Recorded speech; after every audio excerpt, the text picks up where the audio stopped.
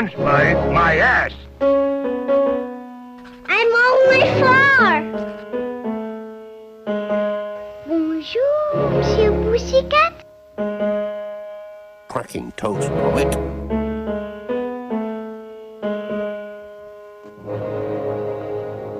Start spreading the news. Hello everyone and welcome to the short podcast about short films. I'm your host and today we're discussing the Academy Award for Best Animated Short. Today's episode is our 9th and penultimate bonus episode of the animated short era of the podcast, where we discuss the decade of shorts behind us and look forward at what awaits us in the future. Of course, the future only holds 4 more years, so this will be more speculative rather than hints as to what's to come. Also, at the end, I will list my top 10 favorite nominees of the 2010s and list a few of my favorite non-nominated animated shorts.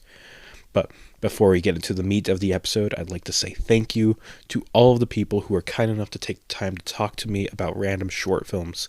So, thank you to Gordon McNulty, Dashiell Silva, Ingwari, Christoph, Bean, Noah Pasternak, Ian Fastert, Rory Donovan, Michael Slavin, and Emily. We had a lovely time, and I hope I'll greet all of you on the pod again soon. But now, let's talk about the 2010s. We are now entering the more commercialized era of this category. Of course, back in the day, the films were all made by major studios, but after the shuttering of most of the short film divisions, we entered this lovely period of just the most random things getting nominated and winning because they had no other films they could be nominating. But slowly and surely, we got more mainstream films in the category. I think this really begins with the likes of Pixar, who are making short films in order to both test their new CG animation technology while also using them to promote their work. As more studios were getting in on CG animation, they also started off making short films to give their team a bit of practice before making their own rip-offs of Pixar's feature films. Or, on the flip side, getting an Oscar-nominated short film is a great way to promote an indie animation studio, while also just being more enjoyable to make than endless commercials they usually do. We still get short films made purely for artistic reasons, including many by film students, but it becomes clear once again how these short films can be really important. And so, in the 2010s, we really start to see these effects. First, we see Pixar and Disney start to win this category again after long losing streaks, Pixar losing for an entire decade, and Disney for nearly half a century. 4 of this decade's winners were made by either Disney or Pixar, with an additional 6 nominations. We also have Hair Love, which was made in part by Sony Pictures Animation, so we really are in the midst of some kind of return to major studios making animated shorts. But even beyond the major studios, we still get films like Dear Basketball, which wasn't made by a major studio, but still had major commercial influence behind it, with one of the most famous athletes in the world collaborating with one of the most influential animators.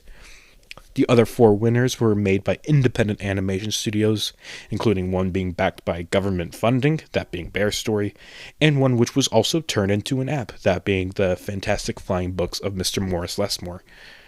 In the next 4 years, we're also going to see the influx of streamers trying to get in on the animated short action, in the same way we've seen them in other short film categories as well as Best Animated Feature. Netflix is the main culprit, winning in the very next episode and garnering another nomination the year after, with Apple also getting a win in this category. We can also delve into the medium of the shorts nowadays.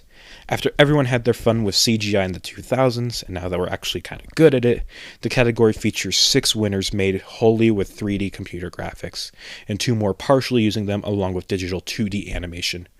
Only 2 winners, Hair Love and Dear Basketball, are not made with 3D CGI. Hair Love is made digitally using 2D animation, while Dear Basketball is traditional pencil and paper. A far cry actually from the 2000s, which gave us a wider variety in terms of its winners, containing multiple stop-motion winners, and a winner using a variety of styles.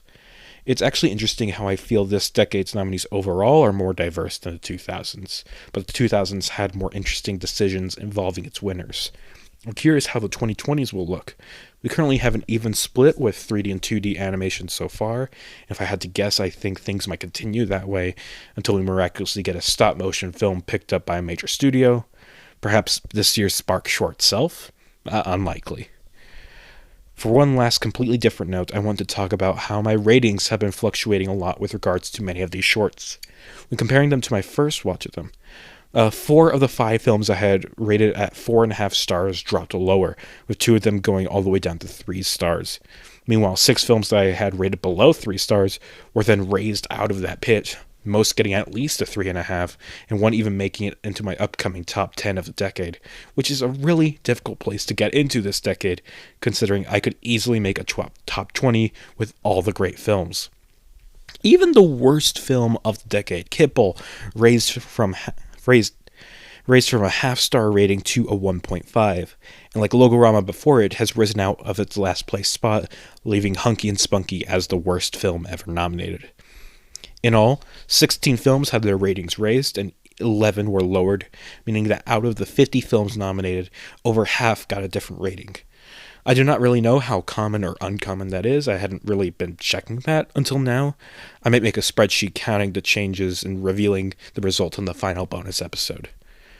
But that's enough of that then. Let's run through my top 10 nominees of the 2010s. Number 10 is Wildlife. A film I used to think of as endlessly dull, I now recognize as this intensely poignant and overwhelming portrayal of the failures of colonialism. Amanda Forbes and Wendy Tilby do not miss. Number 9 is Bao, one of the most unique Pixar shorts in terms of its surreal plot, with a strangely dark climax, but still filled with gorgeous animation, amazing character designs, and great comedic beats. Number 8 is Day and Night, another great effort from Pixar, providing some great humor and energy in the story of opposing worlds. Number 7 is Pearl. I love a short with a good song, and this film combines that with such an emotional father and daughter story.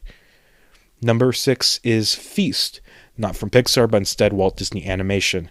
A cute story of a dog's love for food, with the meat of the film being a montage of the dog eating, gives way to a cute relationship story. Bit cheesy, but it's hard not to be charmed by it. Number 5 is World of Tomorrow. While some declare this to be one of the greatest short films of all time, I merely rank it 5th of this decade of this Oscar category. It's still great, filled with humor, charm, wit, existentialism, and thoughts of death, as well as just being utterly gorgeous. Don Hertzfeldt, I can't wait for what's next. Number 4, Get a Horse. Finally, Disney remembered what makes Mickey Mouse fun. Amazing comic timing and absolutely impressive work on mixing 2D and 3D animation. This is one of the best things to ever feature any of the Disney characters. Number 3 is Revolting Rhymes. Somehow, the people who made The Gruffalo and Room on the Broom took these disconnected Roald Dahl poems about nursery rhyme characters, forced in a plot to connect them all together, and somehow gave me one of the best animated shorts of the 2010s. Humorous in many different ways while telling probably the best story of any film nominated this decade, maybe ever in the category. This is a film that certainly deserved nomination. Just ignore the second part. Number 2, The Dam Keeper. What on the surface appears as a simple story featuring cute animals turns into this really dark fable about bullying and climate change, and is just an overwhelming emotional experience. Highly recommend. And number 1, We Can't Live Without Cosmos. One of the greatest short films I have ever seen, filled with so much love and heartbreak, friendship and loneliness.